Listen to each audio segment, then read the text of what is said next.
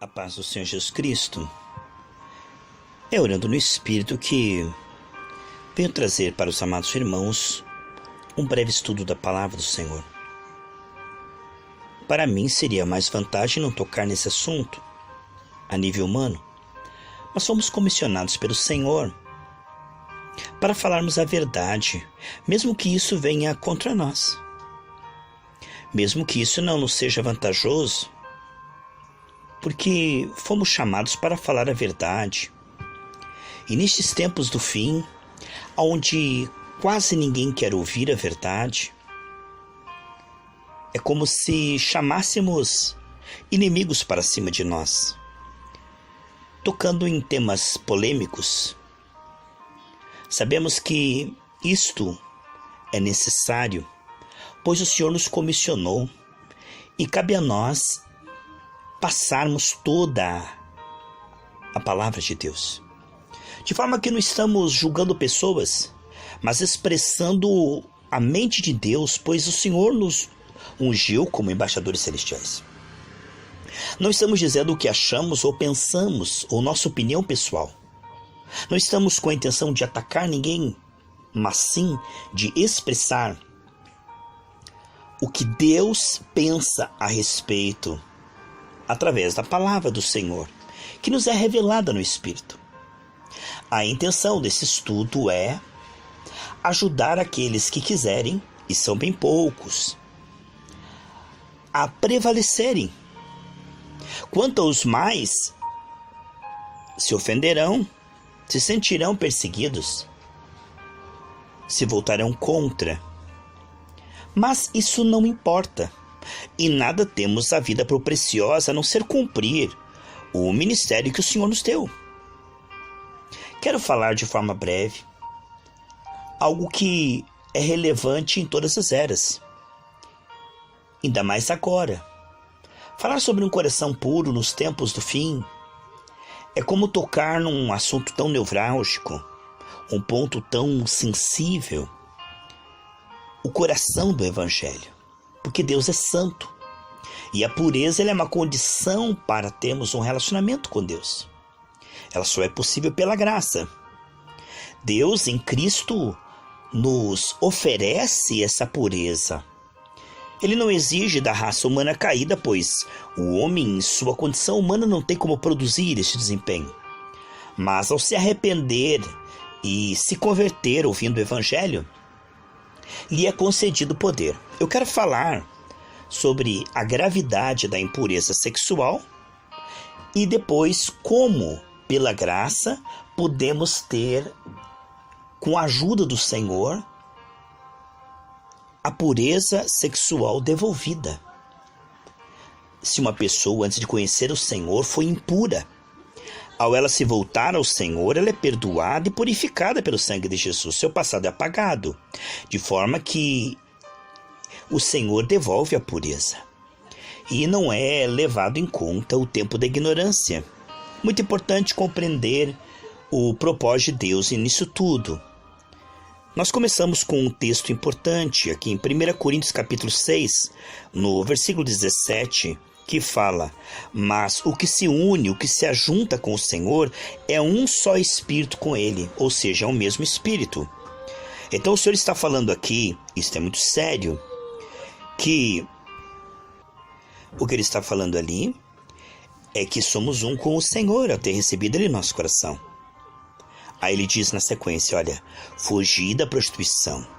Todo pecado que o homem comete é fora do corpo, mas o que se prostitui peca contra o seu próprio corpo. Ou não sabeis que o nosso corpo é o templo do Espírito Santo, que habita em vós, proveniente de Deus, e que não sois de vós mesmos, pois fostes comprados por bom preço? Glorificai, pois, a Deus no vosso corpo e no vosso espírito, os quais pertencem a Deus. Muitas pessoas nem sabem, mas Jesus lá na cruz comprou todas as almas com seu sangue. Todos pertencem a Cristo. Ele comprou com o seu sangue. Muitos nem sabem disso. Vivem para o pecado. Muitos nem vão se entregar ao Senhor, que os comprou, e o irão para o inferno. Mas mesmo assim o Senhor os comprou. Sabe? aquela pessoa impura que usa o seu corpo indevidamente não sabe que o corpo dela não pertence a ela, mas a Cristo.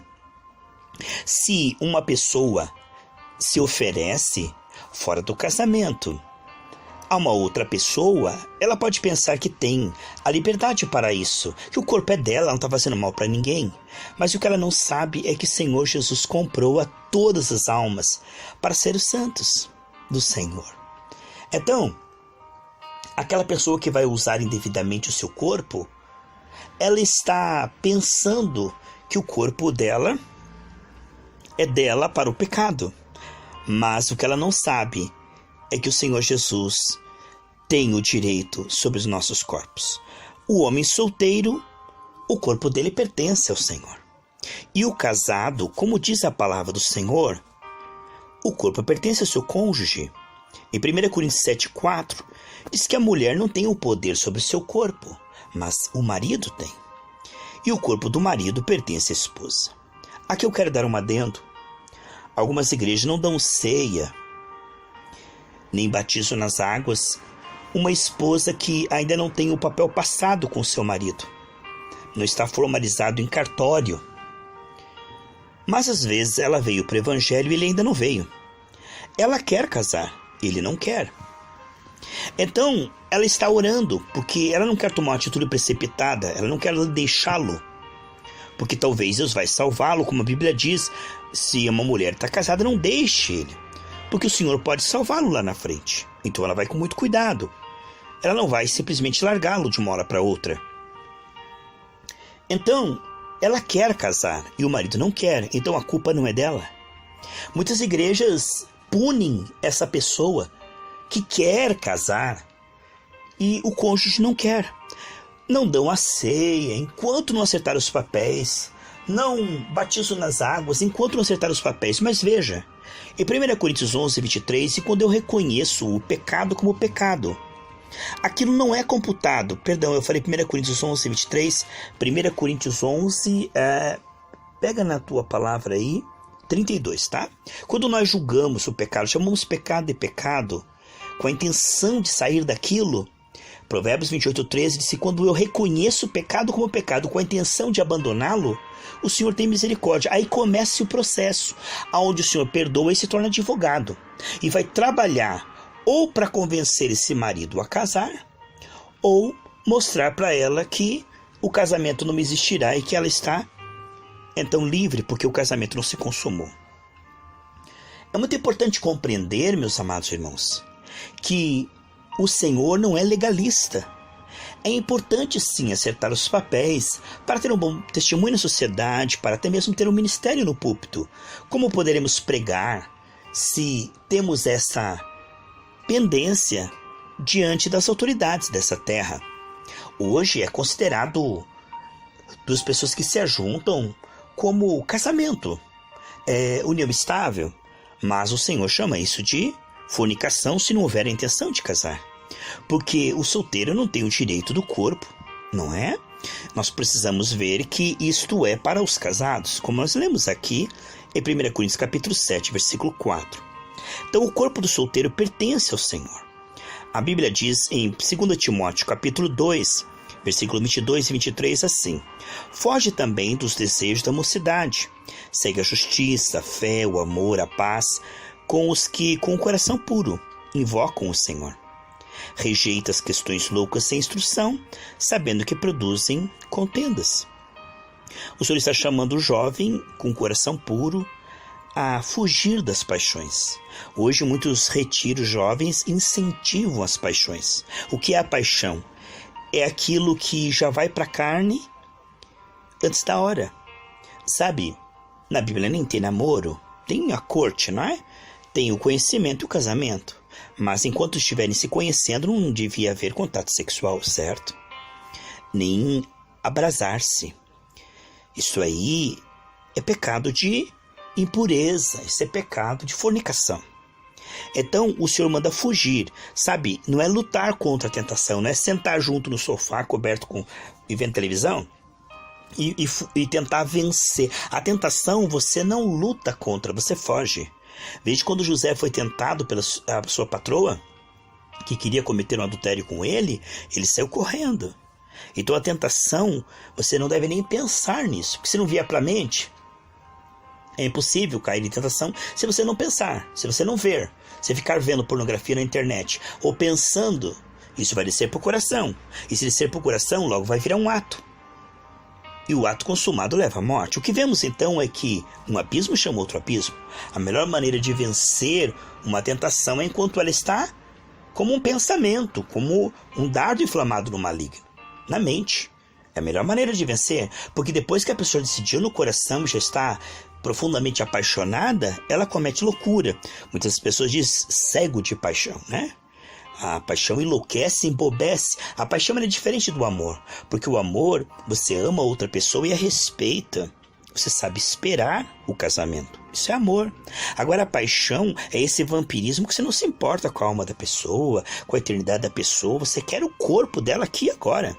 E como Aminon, que quis a sua meia-irmã e depois teve nojo dela.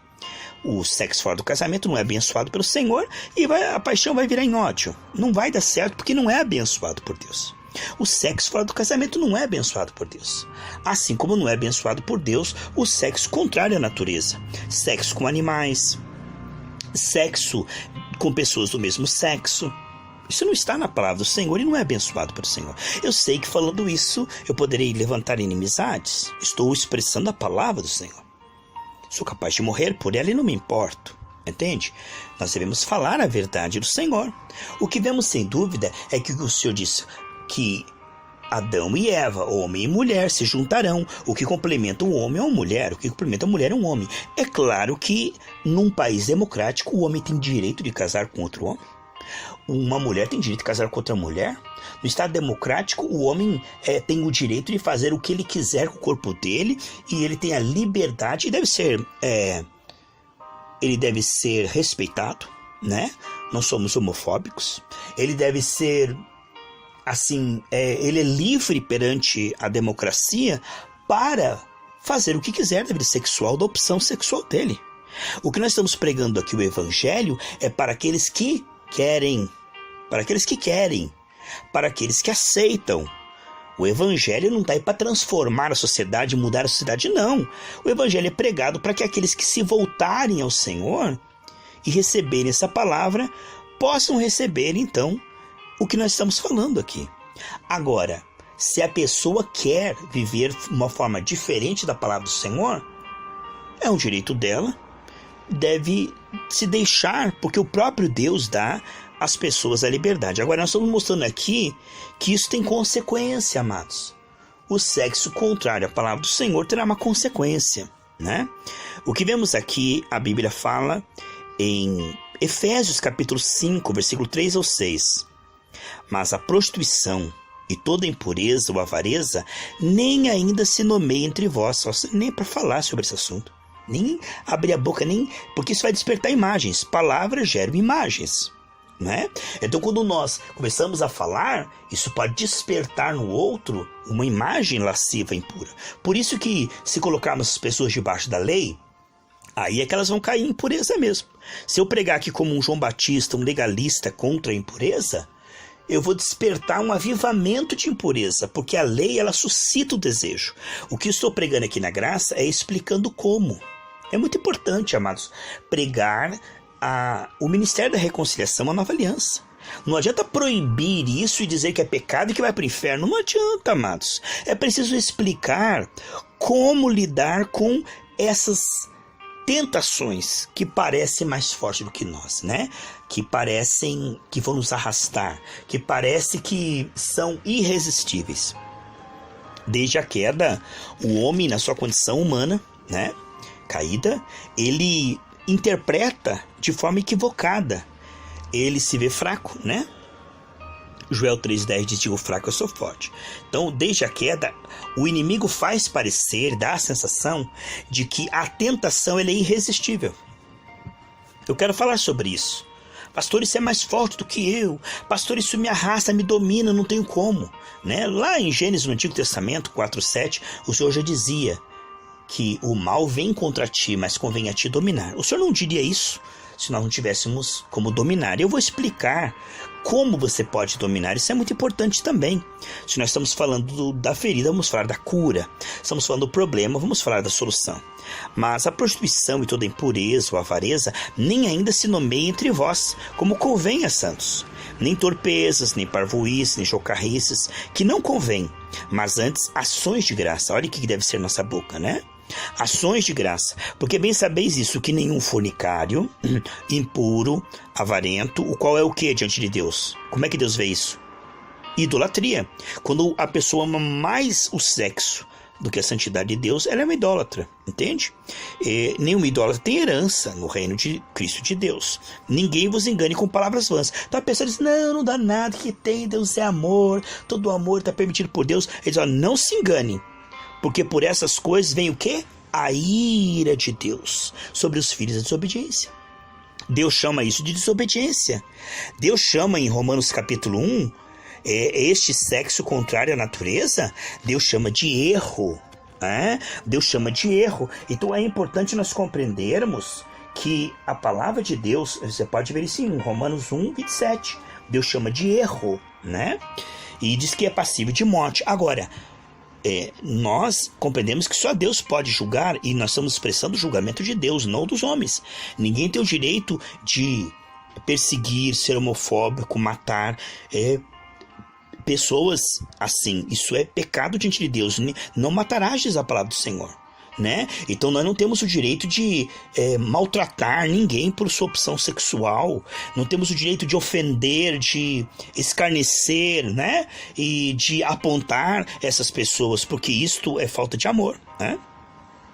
A Bíblia diz assim em Colossenses capítulo 3, versículos 5 e 6. Mortificai, pois, os vossos membros que estão sobre a terra, a prostituição, a impureza, o apetite desordenado, né? A pessoa come demais, isso é idolatria também, veja. A vil concupiscência, que é a paixão carnal. A avareza é amar mais o dinheiro do que pessoas. Isso é idolatria. Olha, e por essas coisas vem a ira de Deus. E Deus chama as pessoas que fazem isso e não se arrependem como filhos da desobediência. Forte, né, amados? Pode ver na sua Bíblia em Colossenses capítulo 3, versículos 5 e 6. A Bíblia diz que Deus tem um castigo especial. Forte isso. Deus tem um castigo especial para aqueles que andam na carne e na imundícia. 2 Pedro 2,10. Isso é sério, né, amados? A Bíblia diz assim, 1 Coríntios 6,10. Não erreis, quer dizer, não se engane, não vai ficar enganado, nem os devassos, nem os idólatras, né? Nem os adúlteros, nem os efeminados, nem os sodomitas, nem os ladrões, nem os avarentos, nem os bêbados, nem os maldizentes, nem os roubadores herdarão o reino de Deus. 1 Coríntios 6,10. Agora eu quero dizer que para tudo isso existe perdão, reconciliação e restauração. Deus não quer condenar ninguém ao inferno. Deus não quer que ninguém vá para lá, por isso enviou Jesus para morrer por nós. É muito importante compreender que a palavra de Deus nos alerta que se fizermos o pecado e não nos arrependermos, e Deus chama isso de pecado, e não nos arrependermos, iremos para o inferno. Mas se nós nos arrependermos, todo pecado tem perdão. Todo pecado diante de Deus tem perdão. E é importante compreender que existe uma saída pela graça. Como isso funciona? É pela graça. Se nós chamarmos pecado de pecado, o sangue de Jesus nos purifica de todo pecado. E à medida que vamos meditando na palavra do Senhor, Deus vai renovando a nossa mente. Não é que você tem que parar com o pecado. Deus vai tirando e mudando o teu querer e o teu efetuar. É Deus que muda. Entende? Não é que o pastor começa a cobrar comportamento, não pode, tem que... Não é assim que funciona. Isso aí é legalismo, isso aí é morte na panela. O verdadeiro evangelho é pela graça. É com o amor de Deus que vai sarando os nossos corações. E todos precisam de perdão. Eu preciso, todos que habitam na terra. A Bíblia diz que todos pecaram e todos carecem da glória de Deus. Às vezes o teu pecado não é igual ao do outro, mas todos pecaram e todos precisam da misericórdia. Ninguém é melhor, ninguém é pior do que ninguém. Todos precisam do perdão e da reconciliação de Deus, todos. Entende? E é importante compreender que a renovação da mente é um processo. No começo a pessoa vai ser grandemente tentada e vai parecer que é irresistível. Mas se ela se humilhar diante de Deus, Deus me ajuda, ela vai vendo que aquilo vai amainando. aquilo ali vai ficando cada vez mais sujeito, porque você se volta para Deus, você se entrega a Deus, Deus se torna responsável de te dar o domínio próprio. É lindo, né? Deus se torna teu ajudador. Antigamente você lutava sozinho, você caía, mas agora você se volta ao Senhor e Ele vai te fortalecendo no Espírito. Ele vai te fortalecendo. E aos poucos você vai vendo que esse desejo tão forte vai ficando mais fraco, até que chega um ponto que ele se torna desprezível e você consegue vê-lo como pecado. É um processo longo. No início você não vai ver como pecado, no início você vai ver como uma delícia o pecado, entende? Por causa da queda, essa é a interpretação da queda, entende? Mas com o tempo, se você vai se expondo à palavra, Deus vai devolvendo a mente de Cristo. Olha só, é importante compreendermos, amados, que em 1 Coríntios 10:13 diz que nunca haverá tentação mais forte que podemos suportar. E Romanos 6,14 diz que nós não estamos mais debaixo da lei, estamos debaixo da graça. Por isso, o pecado não tem domínio. Em 2 Pedro capítulo 1, do versículo 2 ao 4, ele fala, queridos, que Deus nos deu uma nova natureza como filhos de Deus. E através dessa nova natureza nós já escapamos das seduções e dos convites do pecado. Isso você vai se compreendendo aos poucos. O importante é você compreender que em Cristo há perdão, reconciliação, poder, sabe? Para aos poucos ir transformando você, não por força, por violência, mas com amor. Deus vai retirando da mente e do coração aquilo que aos olhos dele não é bom. E Deus tem misericórdia em todo o trajeto. Sabe que o ladrão da cruz, ele tinha 0 de santificação. Ele um dia era ladrão. Olhou para Jesus, se arrependeu. Jesus diz, hoje mesmo estará comigo no paraíso. Então no momento que você chama pecado de pecado, se volta para Deus, Deus tem misericórdia. Deus, ele começa a ser seu advogado, tem misericórdia em todo o trajeto. E ele vai aos poucos gerando em você esse largar do pecado. Queridos, veja bem. Muitas pessoas dizem, pastor, mas eu estou tão errado. Deus sabia disso quando te chamou. Ele sabia disso. Romanos 3,28 e Romanos 4,5 diz que Deus sabia dos nossos pecados quando Ele nos chamou. E Ele nos amou. E Ele nos aceitou. E agora Ele vai nos transformando. Ele vai retirando de nós. E isso é tão suave, tão amoroso, sabe? Que quando vê, a pessoa começa a pensar de acordo com a palavra de Deus. Isso não pode ser uma lavagem cerebral de um homem, da religião, manipulação, como eles falam aí, cura gay. Não, não é isso. Isso não existe. O que existe é a palavra de Deus, o Espírito de Deus, trabalhando na vida de todos nós, gerando em nós essa consciência da pureza sexual. Isso é tão lindo, amados, quando Deus faz na minha vida e na sua vida, nos manter puros, porque aí nós podemos contemplar o Senhor, podemos viver uma vida digna, podemos dar bom testemunho, podemos revelar as grandezas de Deus, podemos agradar ao Senhor no comportamento, como já agradamos em Cristo, sendo salvos agora por este sangue. Eu quero orar com você, unir a minha fé com a sua. A Bíblia diz em Mateus, capítulo 18, versículo 18 e 19, que o que 2 de vocês ligarem na terra será concedido pelo Pai que está no céu. Eu quero me unir a você, para que Deus te dê espírito de sabedoria e revelação, para que você compreenda quão grande é o amor de Deus por você, o quanto Deus te ama, o quanto Deus te fez especial, maravilhoso. Sabe, você é único e especial para Deus. Não há ninguém como você, não se compare a ninguém. O teu corpo é templo do Espírito Santo. É muito importante você compreender que Deus está com você para te perdoar e para te ajudar nas tuas fraquezas. Eu quero que você compreenda que Deus está disposto a te perdoar, te aceitar. Deus está disposto a te abençoar. Deus está disposto a te salvar, como a mim também, que preciso. Eu não sou melhor que você, você não é melhor que eu. Todos nós somos iguais diante do Senhor. E o Senhor enviou Jesus por todos. Ele morreu na cruz por mim e por você. E Ele está olhando para você agora com um olhar de amor, oferecendo o seu amor. Oferecendo. Receba agora Jesus no coração. Diga, eu recebo Jesus como meu único e suficiente Salvador. Eu sei que Ele me ama, eu sei que Ele me ajuda. Eu sei que Ele me entende, Ele conhece todos os meus pecados e Ele vai me ajudar a viver uma vida diferente. Porque eu tentando, não vou conseguir. Se eu me esforçar e me culpar, não vou conseguir.